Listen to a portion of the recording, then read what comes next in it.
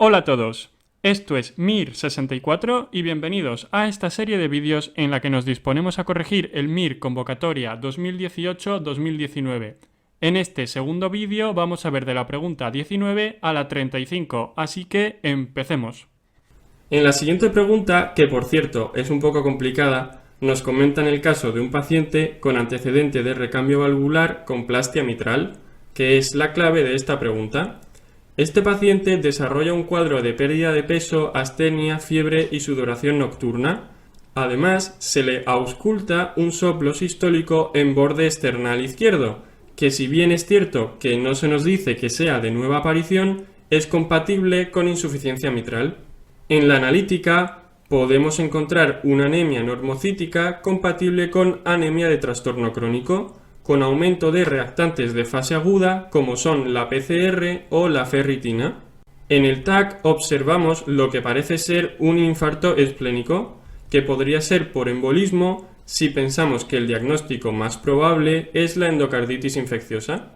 Por tanto, con este diagnóstico en mente, lo oportuno sería pedir un ecocardio para valorar la presencia de vegetaciones en la válvula mitral, así como pedir hemocultivos. El resto de las opciones no tienen sentido.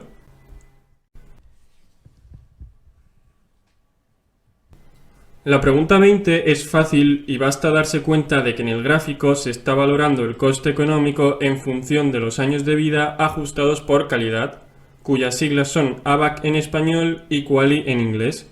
En este caso se trata, por tanto, de un análisis probabilístico de una intervención desde el punto de vista de coste-utilidad. Podemos decir, además, que es una intervención adecuada desde dicho punto de vista, pues la mayoría de los puntos se sitúan por debajo del umbral que se ha puesto como tope. En esta gráfica, 30.000 euros por cada año de vida ajustado por calidad. En la siguiente pregunta nos presentan mucha información, y lo importante es no perderse. Estamos ante un paciente con una disnea a esfuerzos de 6 meses, en el que auscultamos discretos crepitantes pulmonares.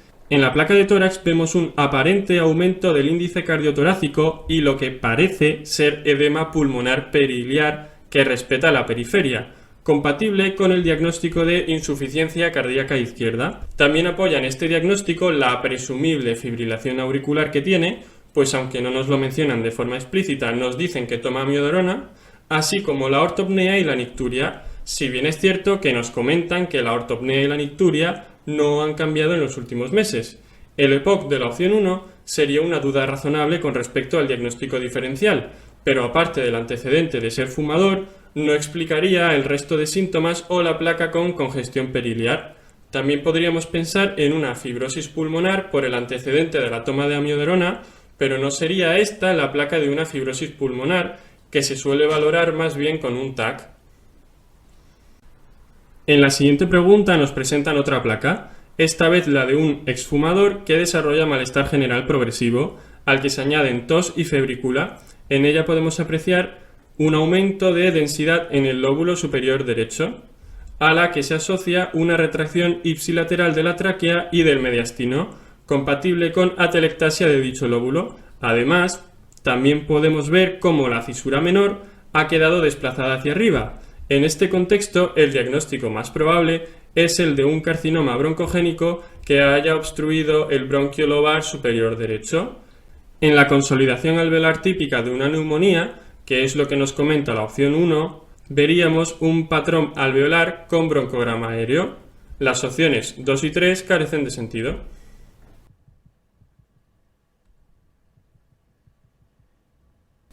En la siguiente pregunta nos piden que marquemos el diagnóstico menos probable con respecto a la espirometría de la imagen. Solo con ver que tenemos un índice de FEV1 entre capacidad vital forzada no inferior a 70%, ya sabemos que estamos ante un patrón no obstructivo.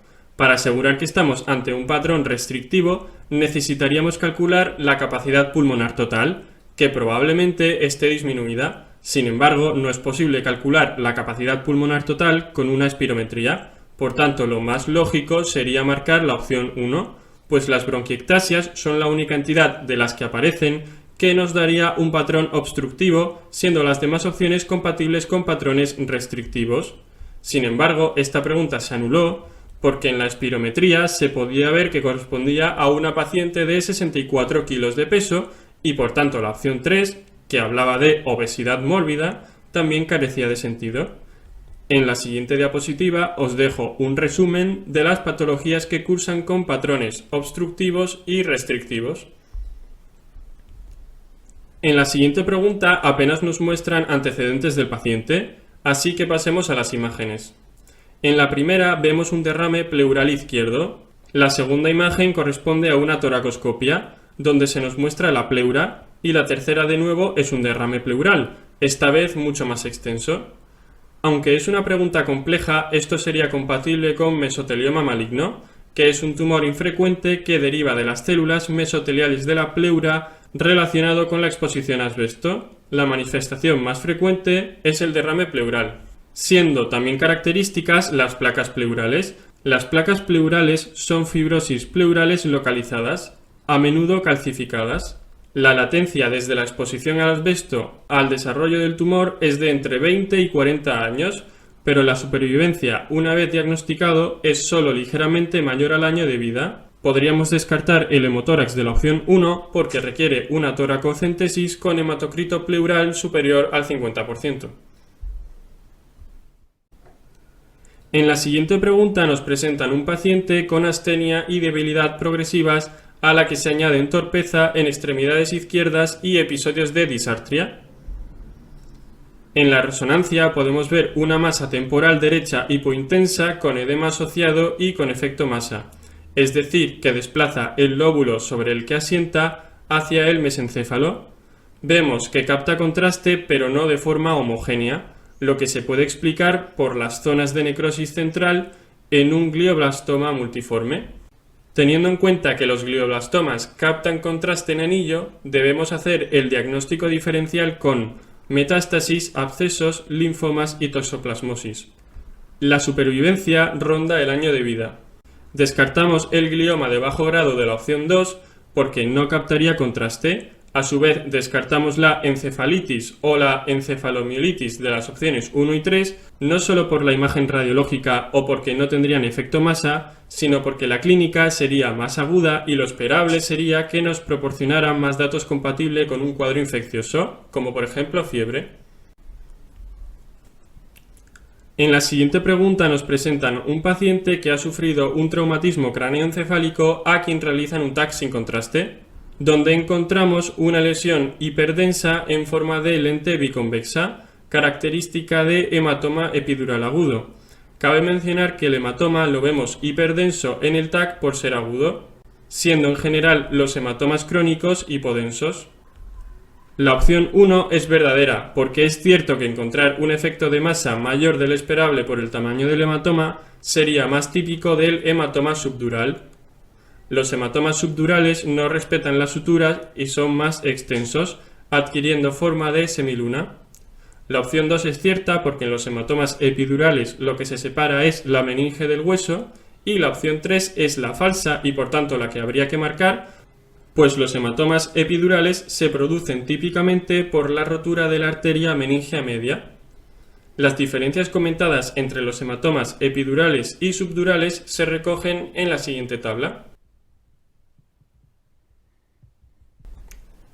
En la siguiente pregunta nos comentan el caso de una mujer postmenopáusica que presenta un aumento del perímetro abdominal, amenorrea secundaria y estreñimiento, sin especificar desde cuándo. Nos adjuntan un corte coronal de TAC abdominal de difícil interpretación, pero en el que se ve lo siguiente: ascitis abdominal e incluso periepática y lo que parece ser una lesión de origen ovárico. Con lo dicho previamente, más la tumoración abdominopélvica palpable de la que nos hablaban en el enunciado, ya podríamos marcar la opción 3. El diagnóstico de sospecha es un cáncer con carcinomatosis peritoneal asociada, lo cual es típico del cáncer de ovario. En cuanto a los marcadores tumorales que se pueden solicitar en un cáncer de ovario, se encuentran el CA125 más la alfa-fetoproteína y la beta-HCG, si bien estas dos últimas se suelen pedir en mujeres jóvenes para descartar tumores de estirpe germinal. También se podría pedir el antígeno carcinoembrionario y el CA19.9, que se elevarían en tumores epiteliales de tipo mucinoso. En cualquier caso, la opción 4 es falsa, pues los marcadores tumorales por sí solos no aportan información suficiente para el diagnóstico de cáncer de ovario, ni tampoco para definir su malignidad.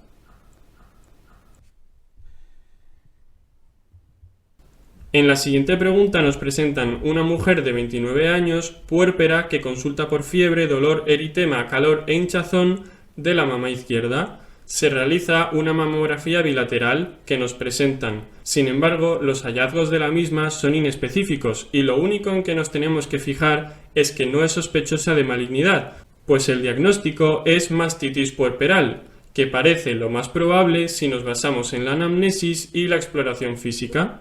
Las mastitis pueden estar o no asociadas a infección, si bien la fiebre existente en este caso o la presencia de malestar general nos harían sospechar un foco infeccioso. El tratamiento inicial se basa en el manejo del dolor con ibuprofeno o paracetamol, más tratamiento antibiótico por la sospecha de infección, siendo importante cubrir Staph aureus, que es el germen más frecuentemente asociado a mastitis agudas.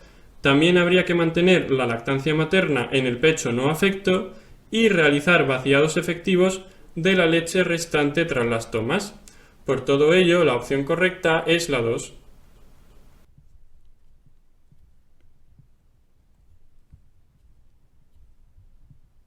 En la siguiente pregunta nos presentan un paciente con factores de riesgo cardiovascular que acude a consulta por pérdida progresiva de agudeza visual y nos muestran el siguiente fondo de ojo, en el que podemos observar exudados duros o lipídicos, que serían los depósitos amarillos, hemorragias retinianas, que serían las manchas rojas, y vasos anormales alrededor de la papila, que denominamos neovasos. Por tanto, podemos decantarnos por el diagnóstico de la opción 1, es decir, retinopatía diabética proliferativa. La opción 2 es imposible, porque el paciente ha sido operado de cataratas y por tanto ya no tiene cristalino, sino lente intraocular.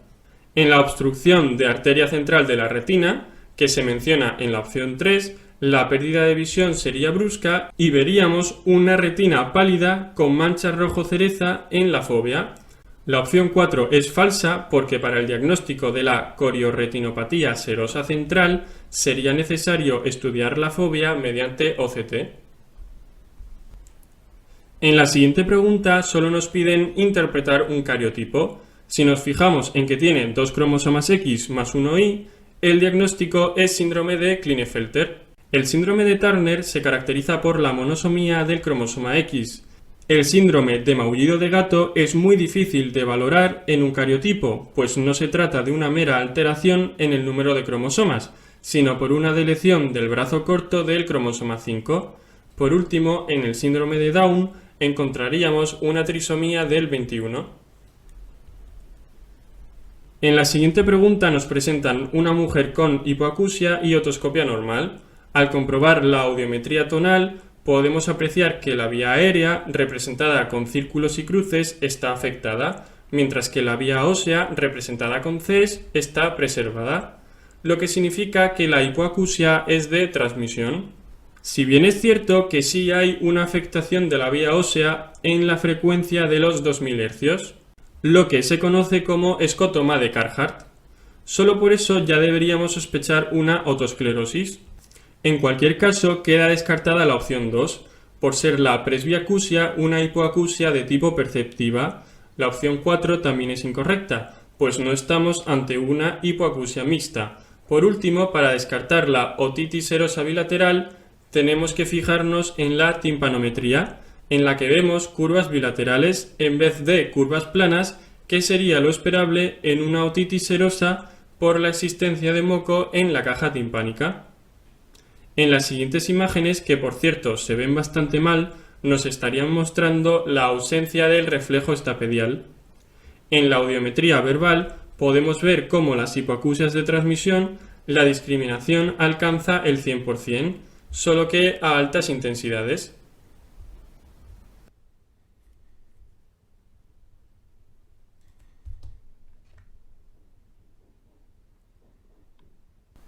La siguiente es una pregunta en la que nos comentan el caso de una paciente que solo refiere fiebre y un cuadro constitucional.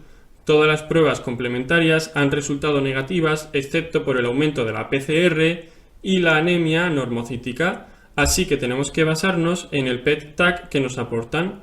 El PET-TAC nos sirve para detectar áreas con aumento de la actividad metabólica y en este estudio se observa captación sobre todo de la aorta, lo que sugiere el diagnóstico de una vasculitis de grandes vasos. Tanto la enfermedad de Takayasu como la arteritis de la temporal o menos frecuentemente la enfermedad por IgG4 pueden causar este cuadro.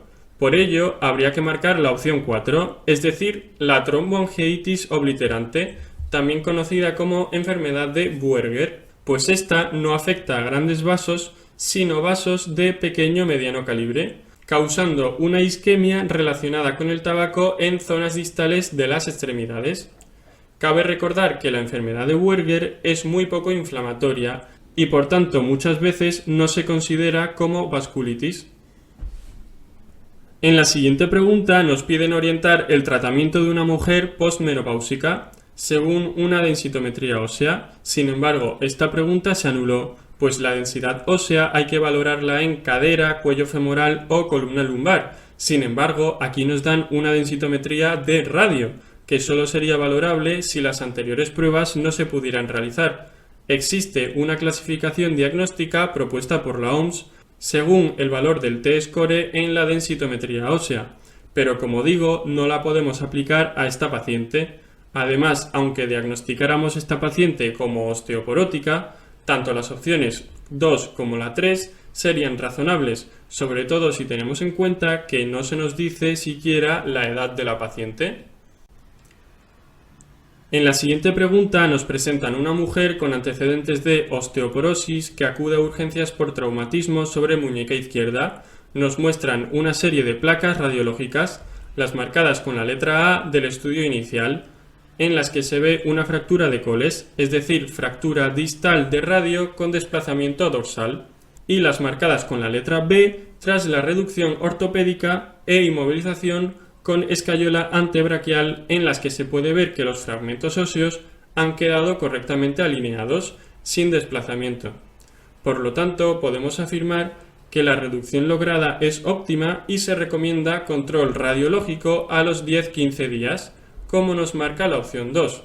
En caso de no observarse desplazamiento pasado ese tiempo, se mantendrá la inmovilización un total de 6 semanas.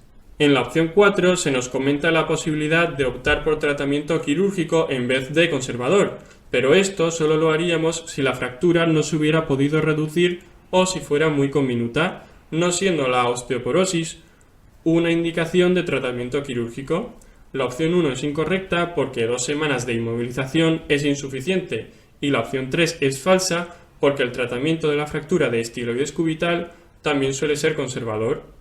Cabe recordar que el único tipo de fractura de radio distal que se trata de forma conservadora es la fractura de coles, no siendo así la fractura de Smith, que sería un desplazamiento hacia volar del fragmento distal, la fractura lusación de Rea-Barton o la fractura de Hutchinson, que equivale a fractura del estiloide radial, que con frecuencia requieren reducción abierta y osteosíntesis.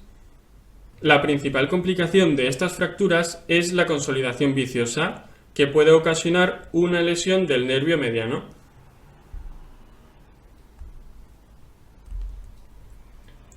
En la siguiente pregunta, que es la última de la sección de imágenes, nos piden que comprobemos si está colocada correctamente una sonda nasogástrica antes de iniciar nutrición enteral.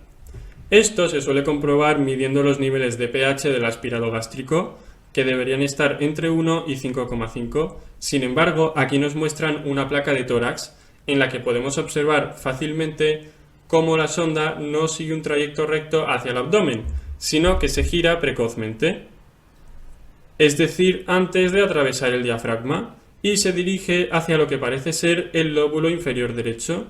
Por ello, lo más sensato es retirar la sonda y volverla a introducir, como nos indica la opción 1. El resto de opciones carecen de sentido. Bien, esto ha sido todo. Muchas gracias por ver este vídeo y si te ha gustado, suscríbete. Un saludo.